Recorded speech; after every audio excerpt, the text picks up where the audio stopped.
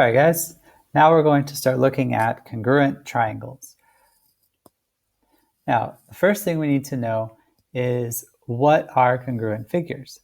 So when you have congruent figures, again, all of their corresponding angles, so that means the angles that match up, and all of their corresponding sides, so the sides that match up, are going to be congruent. Okay, so we have to keep that in mind when we're starting to talk about the congruent triangles. So the corresponding angles and corresponding sides are going to be congruent to each other. Now, what does it mean for congruent triangles? Well, basically, triangles have 6 parts to them. They have 3 angles and 3 sides. So all 6 parts of one triangle have to be congruent to all 6 parts of the other triangle. So all 3 angles in one congruent to all 3 angles in the other, as well as all 3 sides in one congruent to all 3 sides in the other. So again, you can see the tick marks, as I'm sure you already are familiar with in this situation. Now, when it comes to how you would write it, this is what's considered a congruency statement. So a congruency statement is going to identify what 2 figures are being congruent to each other. So in this case, you notice I have triangle ABC, and so we name the triangle by the vertices, which are the corners where they meet up. So triangle ABC is congruent to triangle XYZ. Now, when we write our congruency statement, you'll notice that, again, it's ABC and XYZ. So A corresponds to X, B corresponds to Y, and C corresponds to Z. So if I know my angle A, then I know my angle X, because they're going to be congruent. They're going to be the same measures. And again, B with Y, C with Z.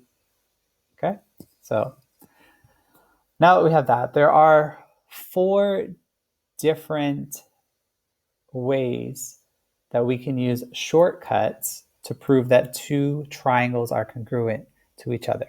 So these are considered shortcuts. Okay. Now, if we were to prove all these different shortcuts, we would need to do something called constructions. And right now, we're not looking at the constructions piece.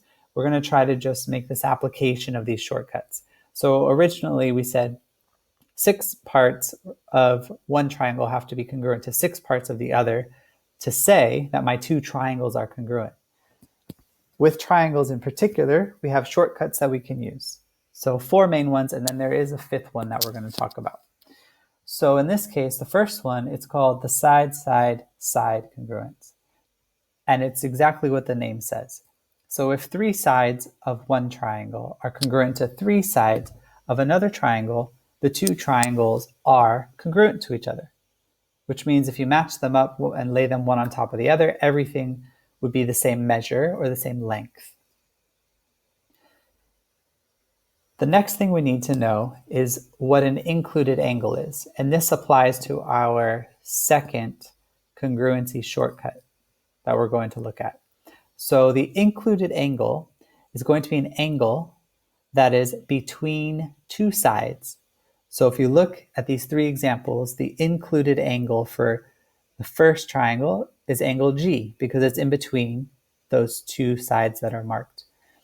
The included angle for the second one is angle I. It's in between the marked sides. And then for the third triangle, angle H, it's in between those marks. So those are the included angles. Now, why do we need to know that? It's for the next shortcut. It's called the side angle side congruence shortcut. For this one, what we're saying is if we have 2 sides of one triangle and the included angle, so the angle between those 2 sides, if that's congruent to the 2 sides of another triangle and that included angle, or the angle in the middle, then these 2 triangles are going to be congruent to each other.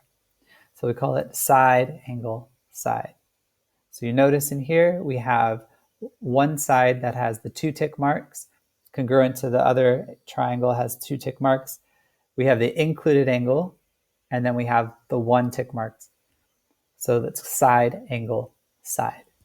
Okay. The third one that we have is called angle side angle. With this one, we will have what's called an included side. So in other words, we have two angles that are congruent to two angles in the other triangle, and one of the sides that's in between them. So in one triangle here, we have angle A and angle B, and you notice there's a little tick mark between the A and B, so that side is the one we're looking at. And if you go to the other triangle, we have angle X and angle Y, and the mark in between. So angle, side, angle. This is another shortcut to prove that two triangles are congruent. So our next one again here is the angle side congruence. So as you notice, it says we have an angle, and then a side that is not included. So in other words, a side that is not marked in between the already congruent angles. So you can see how this one differs from the previous one, right? We have two angles that are marked and then a side that's marked that's not in between them. We call it angle side. And then that is going to be your next shortcut.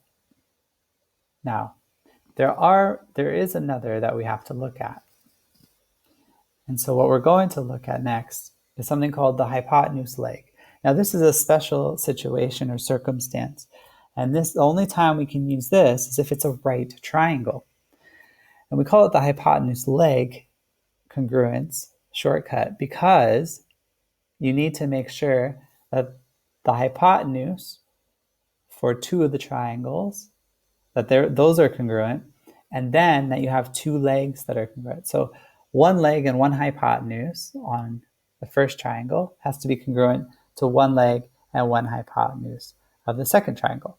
If that is the case for a right triangle, you will have two congruent right triangles. Okay? Again, this is a special case or scenario. Now, as a quick recap, you can see our shortcuts that are here. We have the side, angle, side, angle, angle, side. Side, angle is not going to help you. That will not allow you to create two congruent triangles all the time.